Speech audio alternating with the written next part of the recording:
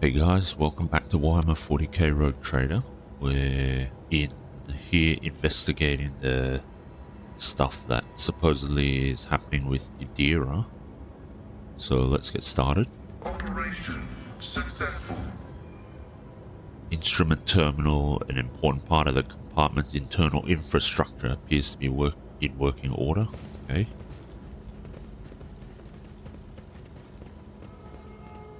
Cogitators regularly display reports on the screen, endless chains of symbols, many of which only high-ranking tech priests can likely understand. Choose your own path.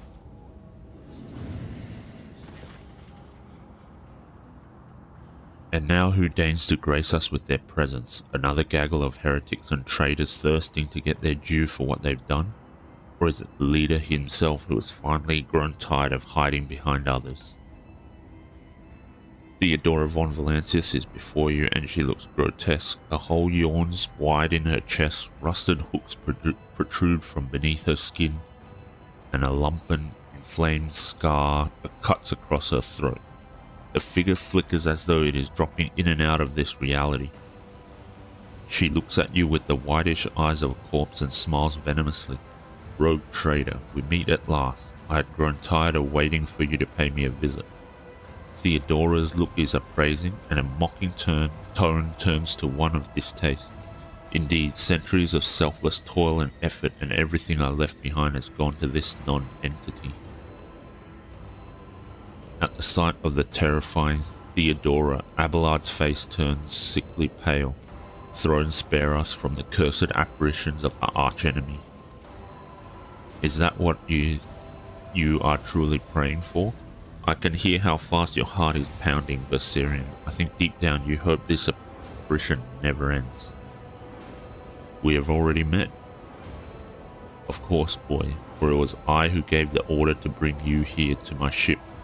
Oh, how I rue that decision now, and how I regret heeding the advice of my seneschal.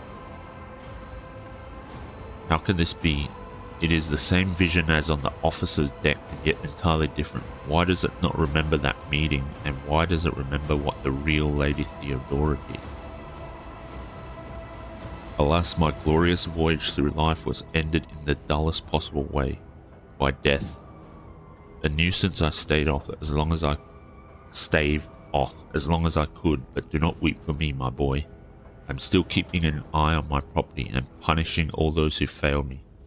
Theodora bares her rotten teeth in a snarl, her laughter piercing. Where's Idira? What have you done with her? Me? What have I done with Idira? All I did was turn that little mutt from the fringes into a true servant of the Imperium. I gave her toys, I cleaned up after her antics, I provided her with everything she could ever dream of. Oh, I had great plans for poor little Idira. What do you want with me? Why were you waiting for me? Matters are so dire that the pleas of one of my servants breached death's veil to reach my ears. How could I ignore such a desperate cry for help, and from my little Idira no less? And once I appeared here, of course I had to meet the pretender who has allowed this deplorable state of affairs. You are not Theodora. Theodora is dead. There's no coming back from that. I'm dead? How is that? I'm no different from those who have not yet crossed the divide between reality and eternity. I see, I speak, I remember the wrongs you all committed against me, and for all those who failed me, I have already begun exacting my retribution. I truly am Theodora, the remnants of herself that she left behind in this world. I'm an echo of her memories preserved in the minds of those who cared for her. I'm the taste of the tears spilt for the unsaid and the undone. I am the terror of she who failed to turn the tide of fate, and who refuses to look truth in the face. I am as real as the human passions that bring worlds to ruin. If you are Theodora, then tell me who really killed you. Oh, wouldn't you like to know the answer to that question? I don't even know which would be more satisfying, to give you an honest answer or leave you to languish in your ignorance. We'll see how you conduct yourself, little boy. I'm sorry we could not help you, but you do not belong here. Theodora tosses her head back and laughs. The scar on her throat opens with a wet sucking noise, curving into a horrible facsimile of a smile. He feels sorry for me, wretched spineless creature. No, the only one worthy of pity here is you, boy. But do not expect any. I'm not here to console you, oh no.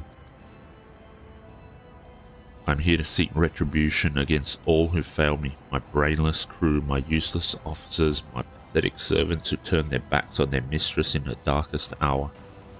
And worst of all, you, my dear heir, you who have undeservedly claimed the warrant for everything else that is mine. I will drag it all to the warp with me, including you.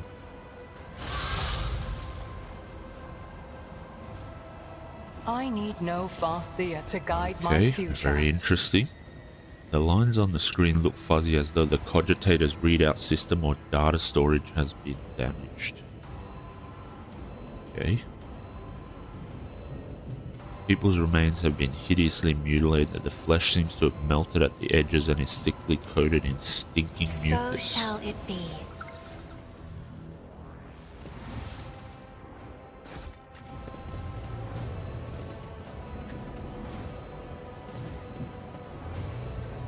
Labored, stuttering growls and periodic rattling comes from beneath the casing. Okay. I need to find the answers.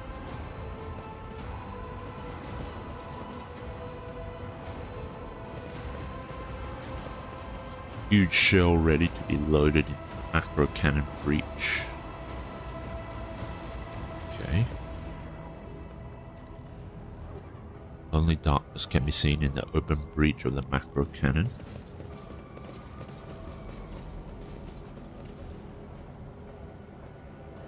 Where is she? I clearly remember her being around here somewhere.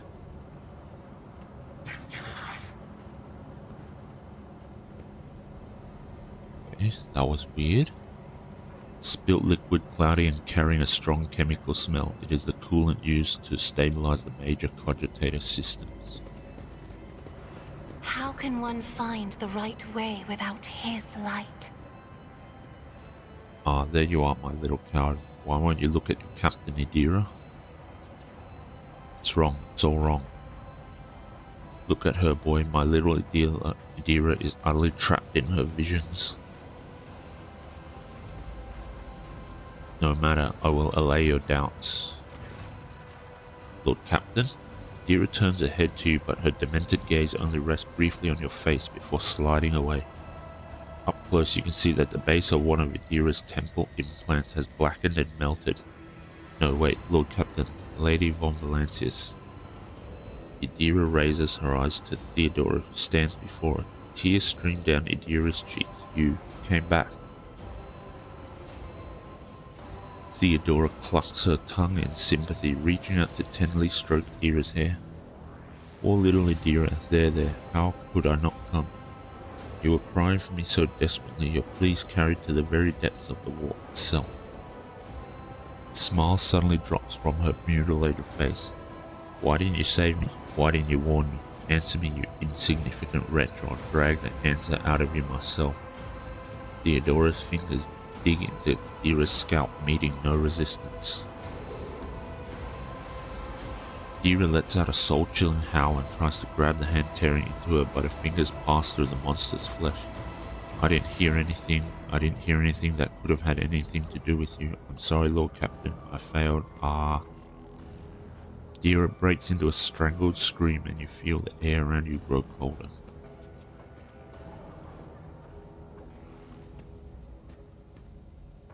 Okay, persuasion, 75. Idira, I am your captain, not her. Listen to me and snap out of it. Idira shudders and goes limp, then she blinks disoriented and looks at you. Lord Captain. Damn it. Theodora shoves the psycho away with a low snarl. The rogue trader's body begins to change, losing its human shape. Chaos will devour you. It will devour everyone responsible for my death. Die. Die for the delectation of my lord.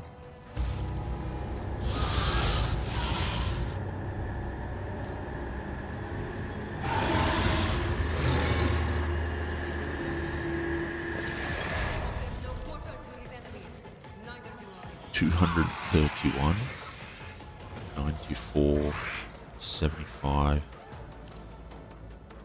They've all turned. Okay. Let's see. Pascal, Elliot, Cassia,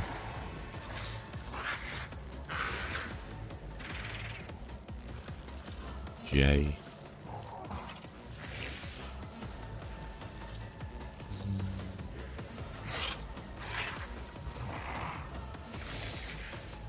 Abelard, and where would we put Stooge? Put Stooge here. Jay. Go here. Okay, I think this is good enough. Cassia can't give Stooge another turn, really?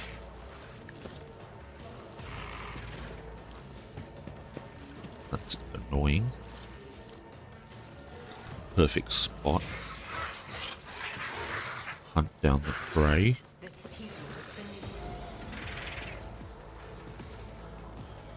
And let's shoot. Ooh, don't want to hit Idira. Does a ton of damage to her.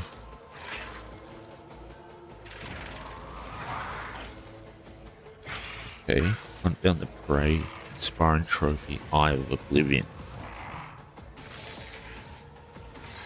Alright, well, in that case, we're not going to attack the pink horror. Gonna go after this worker. Blue horror, I think. Okay, Jay.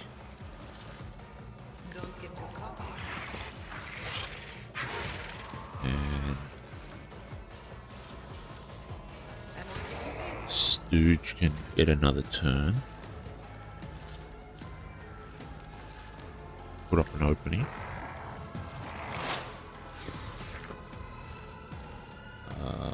Okay. Now we shoot.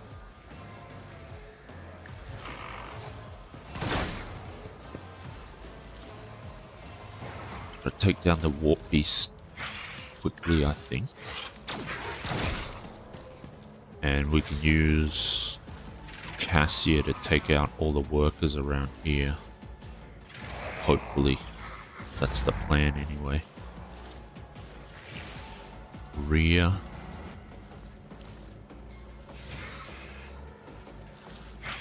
Rhea. Let's put Rhea over here.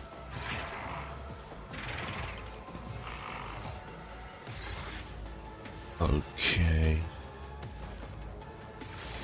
Do we need to take aim? Probably not. Pistol burst.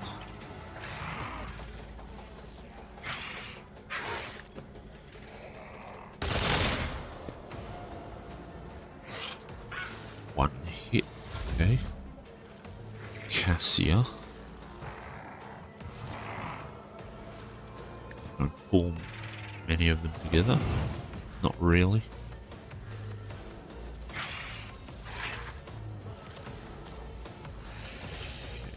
Let's go. Voice of command. Elliot again.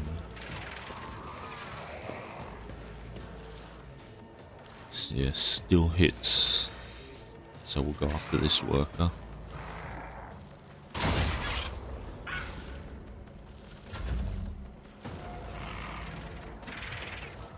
And how about we pull? Oh, okay, didn't work. Front line.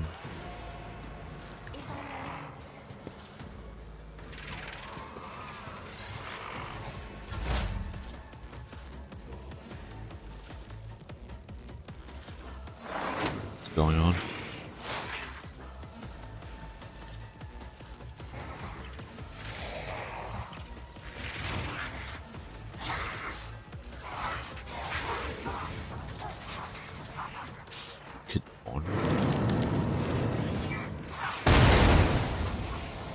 Okay. Fair enough. Blinding grenade.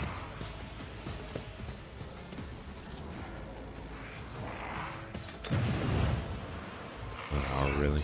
Another blinding grenade up here? Really?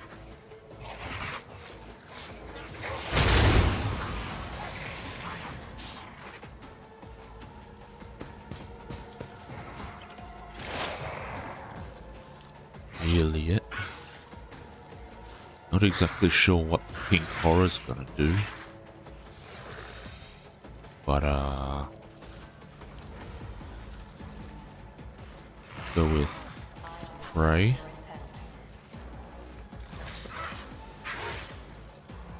Okay. It's gonna be a kill. Probably not. Is okay, we've got a crit. We get an opportunity to claim the bounty, so that's fine.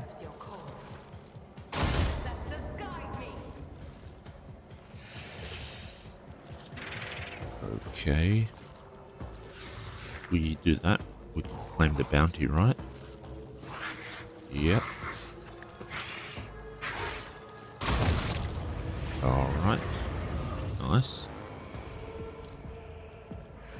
And now I think we'll just drop exploits on the War Beast.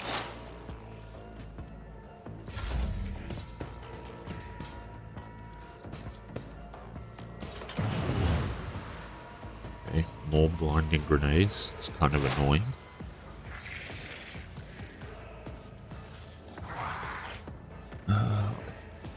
Don't have perfect spot. Still 95% chance to hit. Okay, let's go with perfect spot. Still have the opening.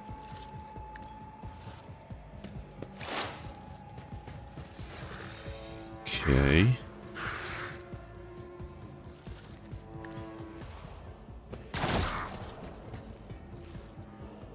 The Warp Beasts have a ton of armor. 70% armor, 79% dodge. Okay.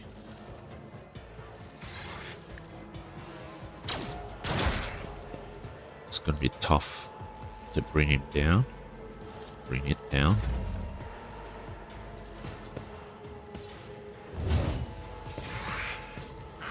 Sworn enemy.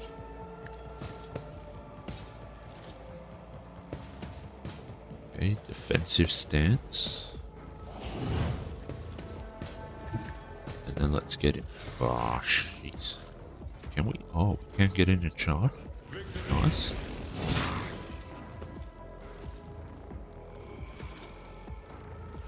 Okay. Now we'll go with the snare.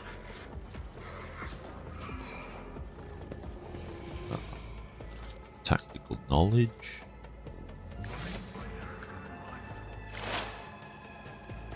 Joint analysis.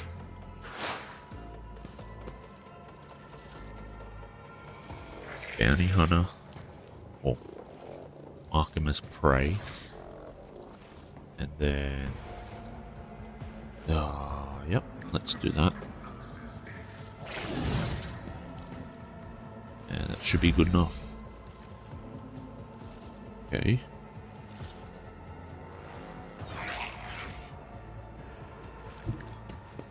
Go here. Oh, can't see anything. That's a bit annoying. I'll give Abelard another turn.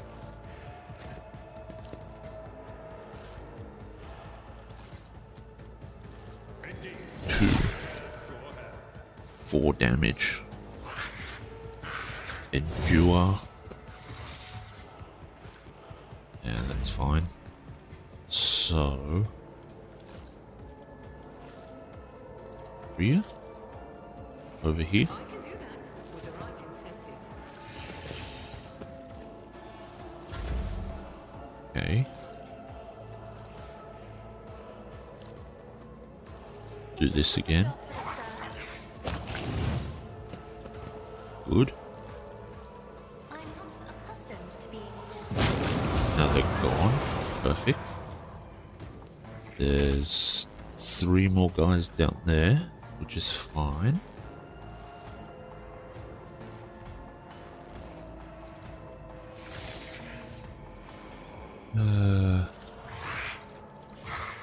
Can I make the horror move? Yes, I can. Nice.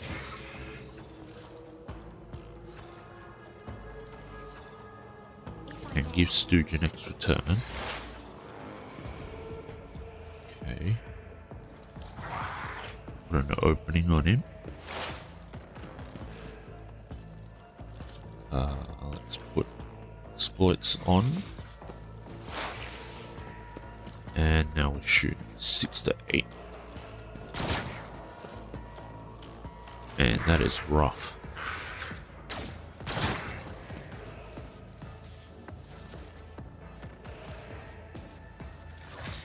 Hemorrhage, intimidation. He has warp shield. For 1 round. Okay, I didn't realize that. Combat master.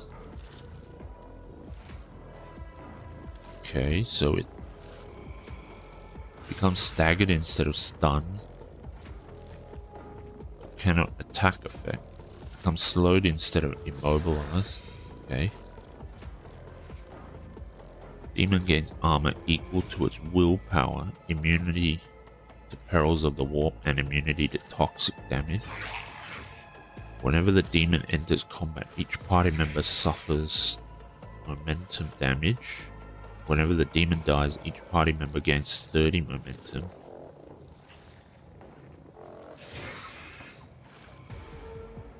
Willpower test or suffer the effects of horror of the warp. Okay. For 1 round, the sorcerer randomly grants a creature one of the Zinja's gifts. Might obtain warp missile, voice of the Lord, warp fire bolt. Okay. And don't know what that does. Okay. Assassin makes an attack with the current weapon against an enemy. This attack cannot miss and deals plus 50% more damage. Also deals additional damage equal to 25% of the target's missing wounds. Assassin's dodge reduction, armor pen, and parry reduction are doubled for this attack. Okay.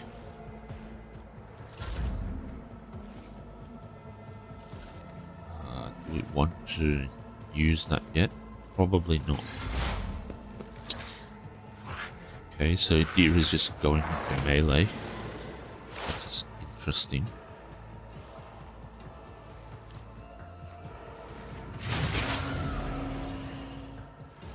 Use dismantling attack. Parried, nice.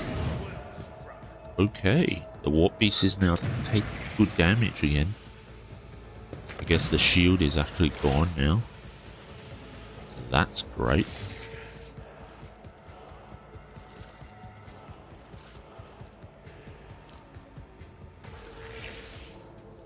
Can she not see it now? Jeez, really? Okay. Where do we want to go then?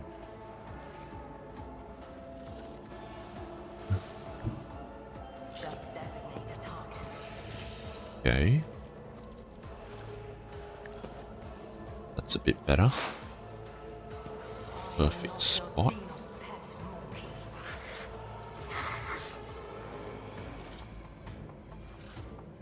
And can we claim the bounty? If it serves your cause. Nope. Okay. Need to hit it first, I suppose, but oh well. Now we've got 2 blue horrors.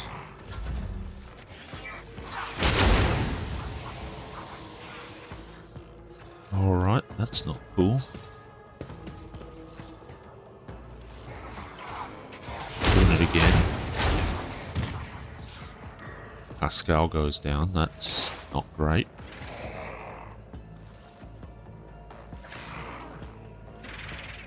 Okay. Okay. Right, that guy's already got an opening. So we'll take care of that one first. Yep. Okay. So the direct damage from that passive we took, which is cool.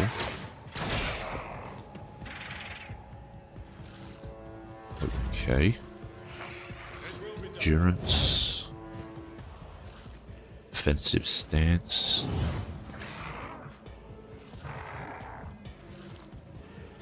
Sworn enemy.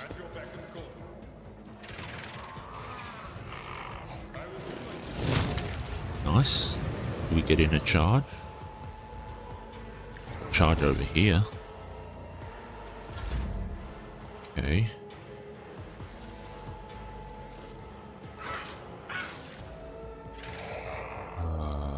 How do I want to do this? Nope, not like that, that's for sure. Don't get too cocky. Okay. Get another turn on Stooge, yes.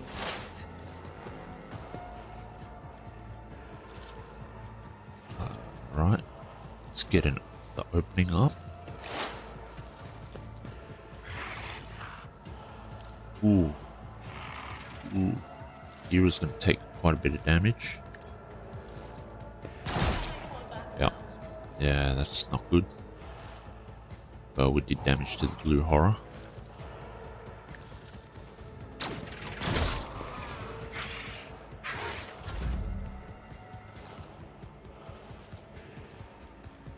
Okay. All misses. Alright. Now let's try and drag it away. Alright. Nice. Notch of purpose there. So let's do this. Alright. Punch up. Can't hit both apparently. That's annoying.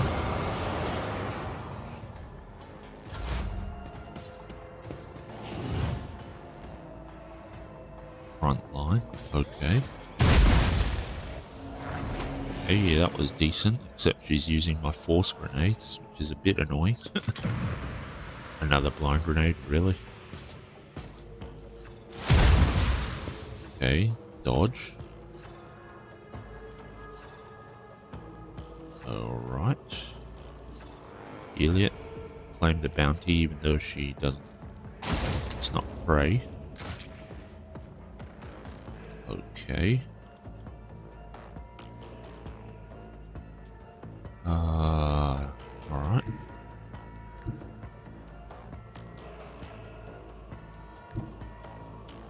Can't really get to this dude. Step forward anyway. Let's see. Oh. Okay. Just can't get to him.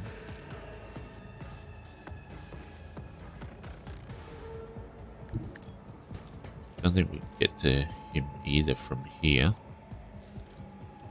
No. Okay. Let's go with this. And then we'll charge all the way down here. And defensive stance. Okay.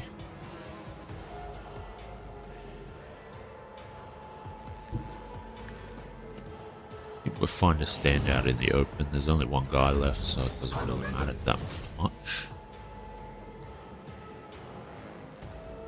Be careful not to cross my gaze. Okay, let's try to drag him out. Oh, okay.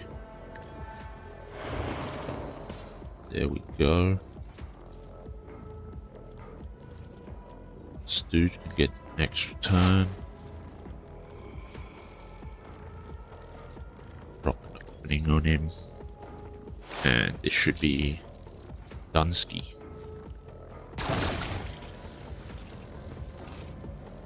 Alright. Idira stares at you with crazed eyes while clutching the wounds on her head. At first, no sound comes out of her moving lips. Then she coughs weakly and whispers, "Lord Captain, is it really you? Are you alright?"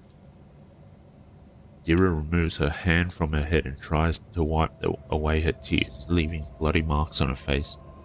Then she touches her burnt-out implant, frowning. I don't know, it should be quiet, but in my head the whispering's louder. It shouldn't be like that. This abomination claims that you called her. Is this true? Me? Did I? Yes, Lord Captain. I think it was me who called her. I can barely remember. The voices, my old good whispers, they suddenly turned red, sharp. They started cutting, tearing, ripping me to pieces. I cried out, I called for help, and she came. Idira groans and clutches her head. Damn it, why are the voices making so much more noise now? Shut up, shut up. Has anything like this ever happened to you before? Like this? Never. Well, there was something, but it was different. It wasn't as strong or as terrifying. Apparitions appeared, mechanisms malfunctioned, the crew lost their minds, but Lady von Valancius knew about that. She said it was a small price to pay, an acceptable expense. No psyker is immune to it, but what happened here, it was just a mistake. I won't do it again. Idira stretches her lips in a helpless smile, looking past you. There will be no more mistakes, Lord Captain. The previous rogue trader has been seen on the ship recently. Was that your doing? Yes, Stooge. I did it a couple of times when I'd had too much to drink. At the time, I thought I heard a voice among all the whispers in my head. The voice was so sad, so clear, I couldn't help myself. I answered. I hoped I could reach her there. Idira bites her lip. Ever since she died, since I first heard her voice in my head, the whispers have gotten louder, clearer, harder to resist. You hear the whispering in your head and you answered? Are you insane? You don't know what it's like. The most important person in your life who's now gone forever suddenly starts talking to you inside your head. How could I not try to reach her? I had to. She falls silent for a moment. When she next begins to speak, it is in a barely audible whisper. I know what you're thinking. During the warp jump when Lady Theodora came out toward us, I keep thinking about that meeting. I keep blaming myself. Why didn't I divine it? Why didn't I stop her killer? These thoughts have been playing at the back of my mind day after day, choking me with guilt. And do you know what? The one on the officer's deck, I don't know what that was, but this time here, this was the product of my guilt, an accuser straight out of my own mind. So what am I supposed to do with you now?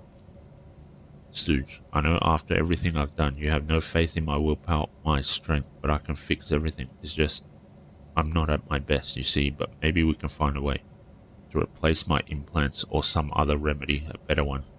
Lady von Valancius said that such a thing could be found, if not here then elsewhere. I just didn't need it before, but we just need to find it. We need to figure out where to look for it and we'll get it. And until then, I'll keep myself on a tight leash. What will happen to my crew while we look for this remedy?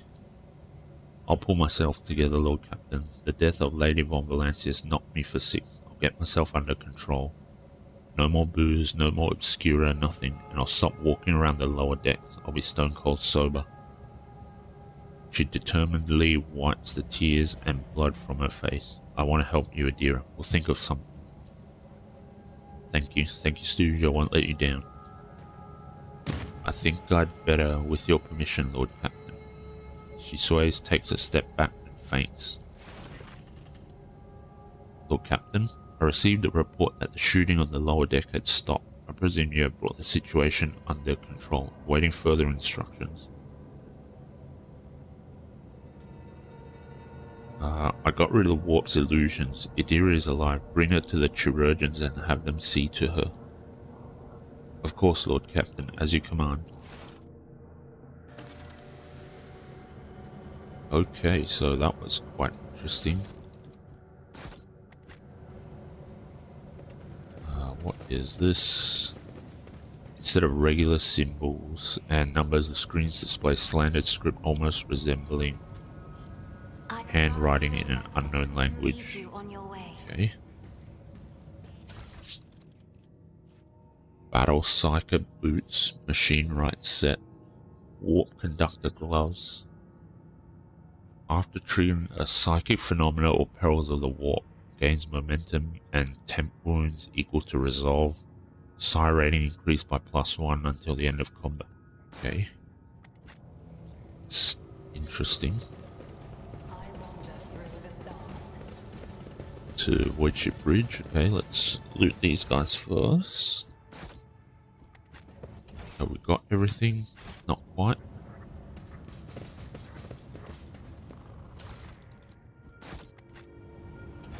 Okay, that was it. Looks like that's everything.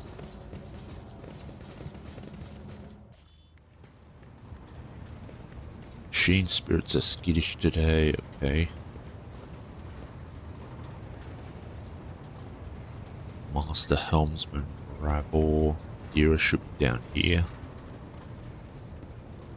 Okay, let's save it and have a chat to Idira.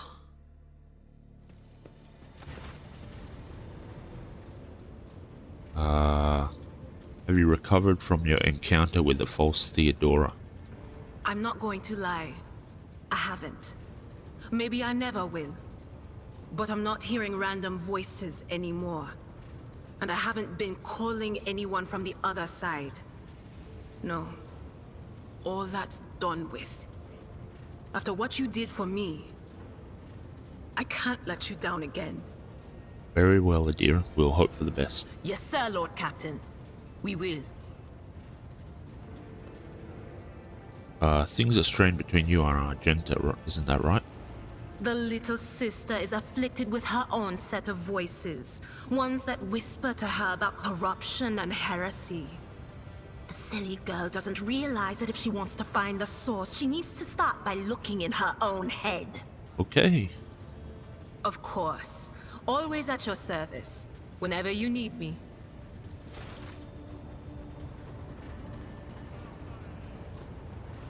Okay, do we have to do anything else on the ship?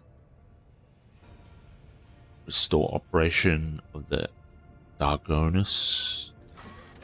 This one we're waiting for it to reveal it, resolve itself. Heinrich, talk to the Master of Seals. Okay, this is just going to different sectors. Complete a development project of the highest difficulty in any colony. Establish a new colony. Not sure what that means. Okay. And visit the Forgotten Twin Star System. Alright.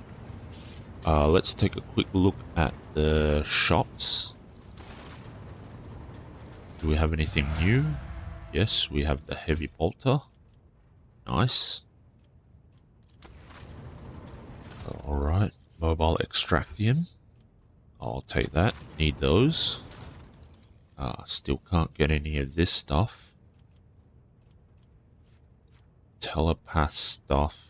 Precise bolter. Profit factor of 37. Rizzer. Pirate chainmail. 50% armor. That could be decent actually. Mazoa pattern auto pistol.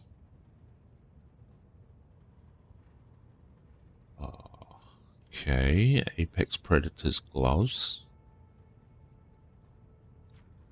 Staff of Endless Flame. Oh, okay, that could be interesting. Brinkwalker pendant. As long as they have 50% wounds left, they don't trigger attacks of opportunity. Okay. So far, nothing too crazy. Yeah, not going to get anything from there, so that's fine. So let's see, Argenta, can she use the Heavy Bolter now? Yeah, really do need to clean up some of this stuff.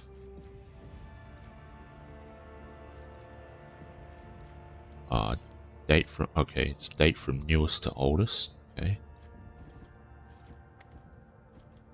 Modified bolter. 7 to 12, armor penetration of 15.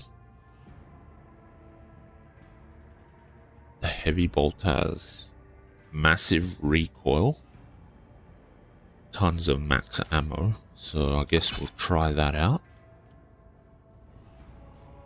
Heart of the Nameless. The item increases the wielder's lore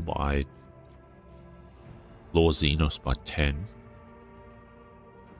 If the wearer has Iconoclast, it increases all skills by 10 instead. Okay, so who's Iconoclast? I am. Dogmatic. Heretic. Nothing. J, also nothing. Dogmatic. Pascal, also dogmatic. And Iconoclast for Abelard. So basically it's just me and Abelard. That's awkward. I don't need that. So let's go with Abelard. Might as well give it to him. Okay, so we're heading off again. Okay, so let's visit Mundus Nullius. Alright, Starship Remains. Let's search this planet first. There's a little bit of stuff here to look at.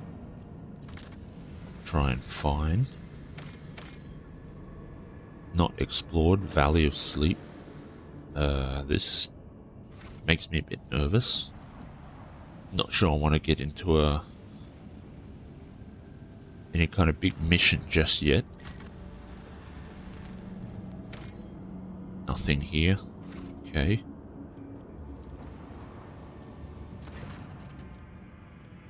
The augurs have detected wreckage in the void ship's vicinity, but the exact nature of this wreckage remains unclear. Look for the source of the wreckage. There were augur crew reports that it has registered no evidence of a disaster that could have produced such debris. Pick up several pieces. Some of the wreckage is made of plasteel, the rest is some unknown material.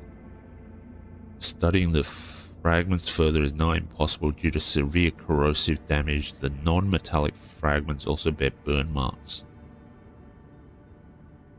Seems like it could be warp-tainted stuff. So that's... might not have been a great idea to bring pieces on board. 2 plasteel. Got a lot of plasteel. I think I want to save the extractiums for now. Okay, smuggler's cache. Cool. Okay, let's save it here. Starship Remains. What just happened there? Okay. That was weird. Let's check out the Valley of Sleep. The crew has discovered a hidden valley littered with thousands of animal skeletons. Augur data suggests that some kind of sleeping gas vents here. It's likely that animals either don't realize that they are headed for a deadly trap or even come here to die on purpose. 45%. Oh, you actually succeeded. After a series of experiments, the ship's weaponsmiths managed to perfect a few different types of ammunition. Gas cloud grenade. Okay.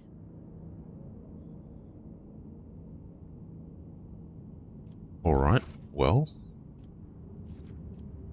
In that case, I think we're done. I don't know what happened to that wreckage or remains, but maybe that was the source and we needed to come here first instead of hitting that. Not sure.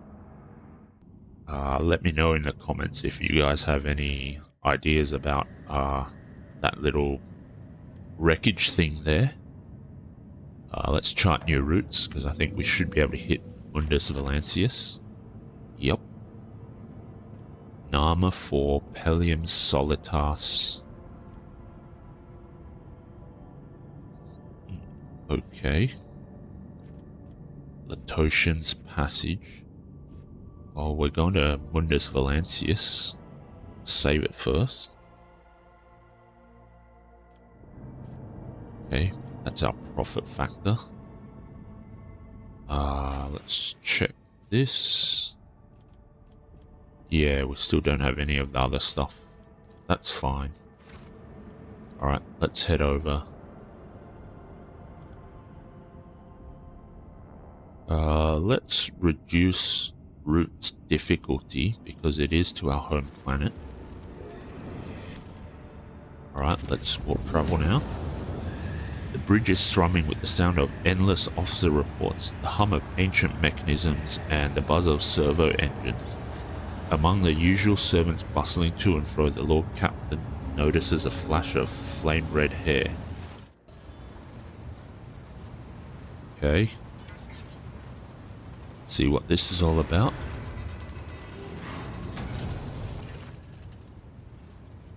You posed a question to me not long ago, Elentark, and now I'm here to present you with my answer.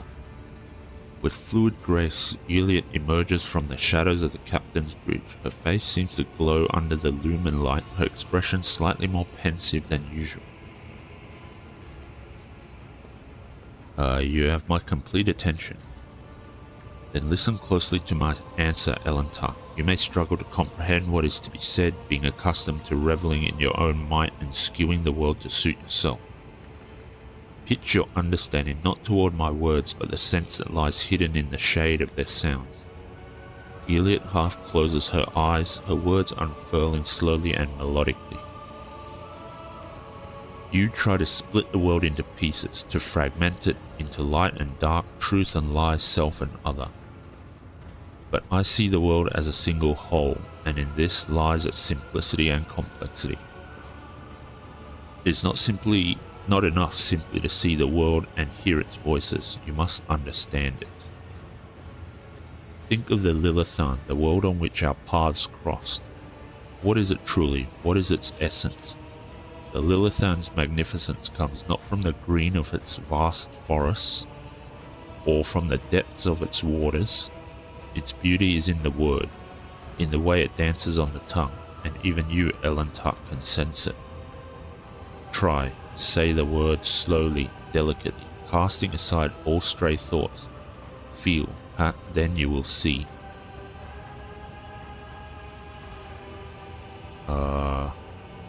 Let's go with 2.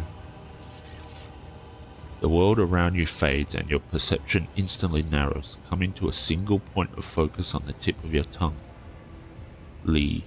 Your tongue delicately tickles the roof of your mouth and the sound slips along your throat with incredible silkiness, warming as it goes like a sip of fresh recaf. La. The tip of your tongue touches the same place again and air softly rushes from your chest.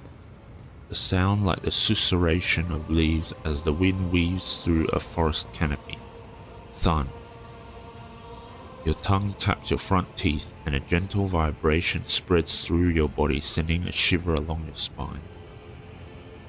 Guarded interest gleams in Eliot's eyes when your gazes meet again. I think I am beginning to understand. If your words are sincere, Elentark, then you are capable of seeing more than you do now. Instead of the lifeless clamour of monstrous mechanisms, the roar of engines, and the discordant voices of your followers, I hear and attend to silence. It arises in moments of spiritual serenity, and in that stillness we become witnesses to the transformations of our own inner world. Monkey lives pass so swiftly. You rush through them for the sake of a chosen goal, but the thoughts of transience and loss frighten you. and so you drive such thoughts away and drown yourselves in the daily tumult. But it is from fleeting moments which enter our lives and quickly vanish from them that the soul's fortress grows. A moment's blooming, an hour's wilting, the splendor of each lies in its ephemerality. So too the memories of those who have left our side and no longer walk the path with us. And in you, Elantar, I see much more than just another monkey. Your true essence lies in your will, which is capable of changing the world around you and within you. It lies in your ability to create and to understand your creation, and in your ability to destroy. It lies in what your kin's minds cannot grasp, what their primitive sight cannot behold, but I can see it. I never expected to hear you say such things in reference to me.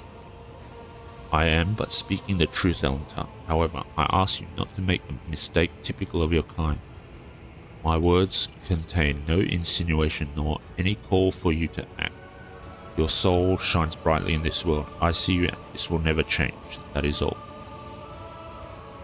Thank you for telling me how you see the world. And what do you make of it, Elantar? How differently do you see the world?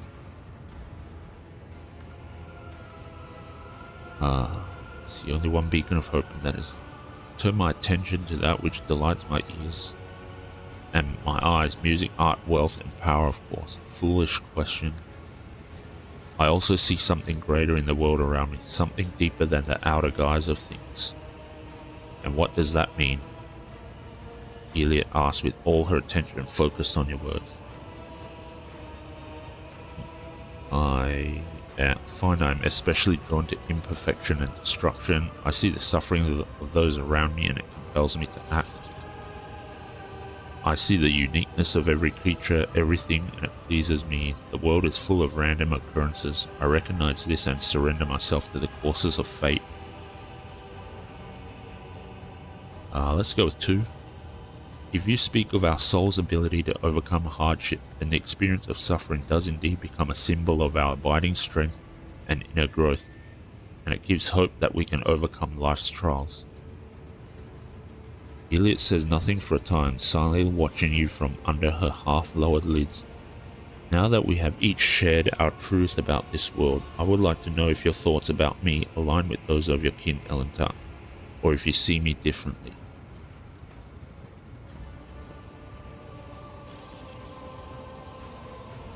I see you as an intelligent and highly dangerous being, an ally at present.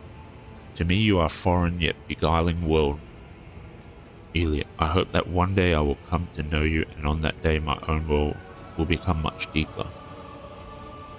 Your appeal is unusual. It springs from within, evoking disquiet and a craving to know what is hidden from my eyes. You are beautiful and alluring. I like you. Do not worry, I'm not attracted to you in any sense of the word. I try not to think about you at all, and I will order my crew to do the same. Let's go with 2. Eliot goes still and looks at you intently as if seeing you for the first time. It seems there are many facets of your soul that I have not considered, Elantar. Interesting. I accept your answer and thank you for speaking with me. This is the first conversation on board this vessel that has truly brought serenity and joy to my soul.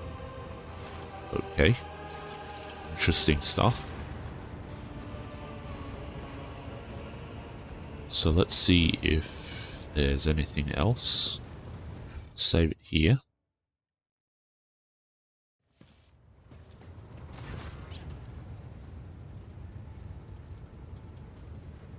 Eliot's lithe form stands frozen in an unnatural pose amid the blinking lumens and dancing shadows of the bridge. Her hands are clasped together strangely, and her eyes are tightly closed. Her chest is utterly still, as if she is not breathing at all. Eliot, are you alright? Your words are met with deafening silence, but the flicker of Eliot's eyes beneath her closed lids lets you know that she's still alive at least. Wait a while. Presumably it's like some meditation or yoga thing. For the first time, Elliot takes a deep breath in through her nose and barely audibly exhales. Her body remains as relaxed as ever and her eyes are still closed. Your presence does not seem to be in any way distracting for her. This is the meditation you told me about, isn't it? Elliot's face remains impassive, almost serene. The only movement comes from her hands, which intertwine smoothly, forming a new intricate gesture. She still does not hear your words, or is choosing to ignore them. Leave her be. I shall come to see you later. A reasonable thought, but one that occurred too late to your inquisitive mind. You have gotten what you wanted. Your clamorous presence has pulled me from my immersion. So tell me, what brings you here? You were deep in a special Eldari meditation, weren't you? Yes. I am sometimes surprised by the depth of your knowledge of my kind's customs, Alantark. But even if listening is your only skill, that in itself elevates you above billions of other monkey. My meditation is immersion. Immersion into myself, my inner world. It is my chance to speak to myself, but without words, or to heal wounds that cannot be seen with ordinary sight. It is difficult to explain, even in the language of the children of Asurian. There are so many meanings and shades in its sound alone, and the monkey tongue is too sparse and awkward. No. Immersion must be seen to be realized. I should say, Alantark, that during meditation, the mind does not leave the body. Part of it remains vigilant, monitoring what is taking place outside. So I heard every word you said, and I saw everything you did. I am disappointed by your lack of restraint, I will admit. Every day, you become more primitive, more like other monkey. Do not allow your bestial nature to win out. I can see that there is more to you than that.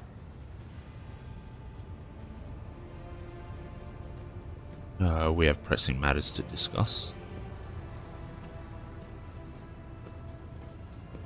What do you think is happening on Janus right now? The Lilithan is purifying herself of the corruption brought by the servants of Cylon Thrash. Gardens and birds, animals and people. Many are gone forever, and even more are corrupted beyond healing. But the Lilithan is stronger. This world will live. My kin are probably still looking for a means to enter the webway. May the Lilithan spirit aid them in this endeavor.